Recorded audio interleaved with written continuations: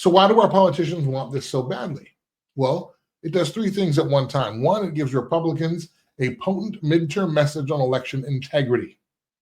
It shifts more election enforcement then. Number two, it shifts more election enforcement toward a federal framework, okay, more consolidating of power in DC. And three, it lets politicians campaign on just showing an ID, while the actual bill reaches much further into citizenship documentation, database checks, list maintenance, legal liability, and tighter control over how states run federal election registration. This is my read on this whole thing, and I think the text backs this up. So here's the bottom line. If you want voter ID, well, say voter ID. If you want proof of citizenship, say proof of citizenship.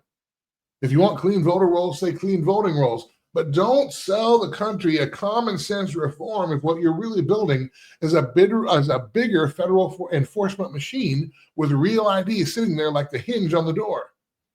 Because the danger in America is almost never that government will show up wearing a skull mask and twirling a villain mustache.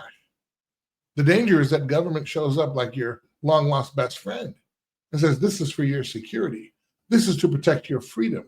Just sign here at the bottom line. And conservatives of all people should know this. A government powerful enough to verify everything about you is a government powerful enough to control far more than it will ever admit. And that's why this debate matters. Not because only citizens should vote. Clearly, that's a given. Only citizens should vote. Not because election integrity is fake. It isn't. Election integrity is real. And we have an election integrity problem in this country. Not because people shouldn't show their ID to vote. They absolutely should. But because every generation has to decide whether it wants secure elections under constitutional restraint or secure elections disguised and used as one more excuse for centralized control. Because once the machinery of control is built, it almost never shrinks.